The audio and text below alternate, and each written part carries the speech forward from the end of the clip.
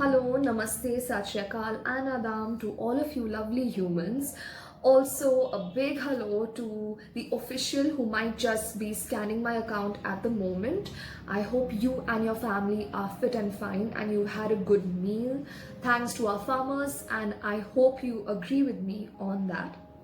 Now, I'm going to be talking about something controversial today, and I'm making this video with the awareness that I might be possibly defamed, cancelled, arrested, raped, or simply lynched because that is how dissent is treated in the world's largest democracy. By the way, this has happened decades ago as well. It's just that there was no social media back then. I strongly feel it's very important to talk about this because we need to gain some sort of perspective. So I'm going to talk about arms or weapons or shastra. If we look at a weapon, our brain works in two ways. One is that if we see a police or an army officer holding a weapon, we tend to feel safe. Why? Because the person has been backed by the law.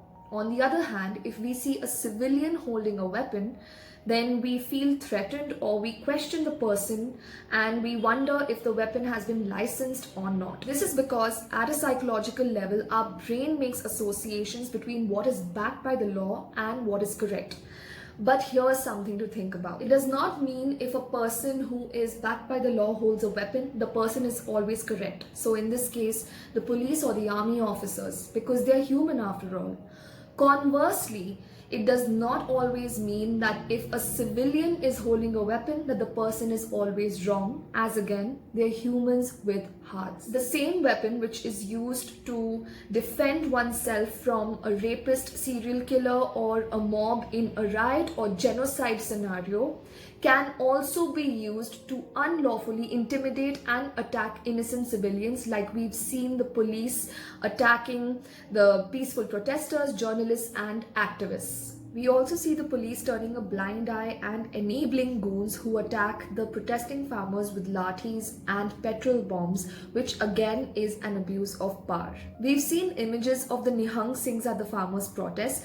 The Nihang Singhs belong to the Khalsa force, which was made by the 10th Sikh Guru, Guru Gobind Singh Ji, who is also the same Guru who was only 9 years old when he asked his father to sacrifice his life to save the Hindus from being converted into Islam by Aurangzeb, the Mughal emperor.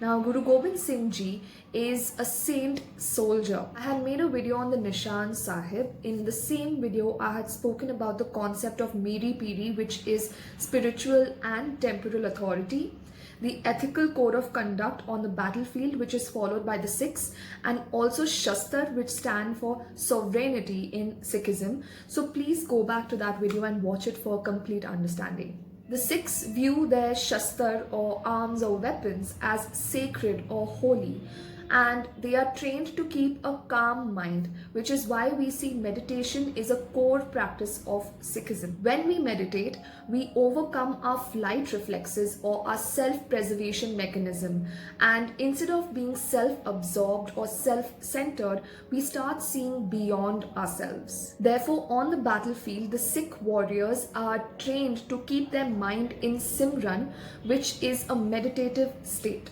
This is because they aim to operate from a place of compassion and integrity instead of operating from hatred, anger, or vengeance. Sikhism is a martial establishment, and this is what makes this faith unique. In fact, they have a special training in weaponry which is called Shastar Vidya, which translates to weapon knowledge. The arms are not issued to anybody who is irresponsible. In fact, there is a specific code of conduct followed.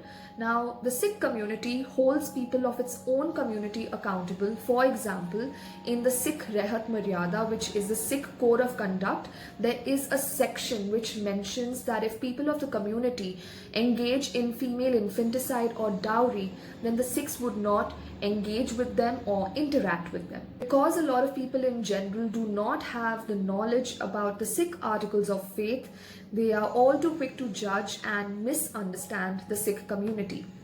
Now in India, Sikhism is the only faith which is associated with Shastar or arms as a crucial part of their faith, and they also resist the caste system very actively, and that is why we see that a lot of Sikhs do not have a last name. All of their last names are either Singh or Kaur.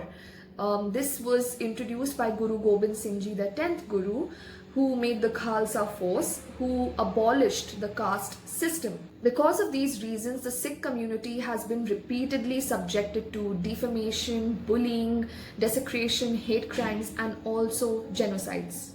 I know one thing for sure, if I'm being attacked, then a Sikh would jump in to save me without thinking twice about his or her own life, and even if I'm a complete stranger.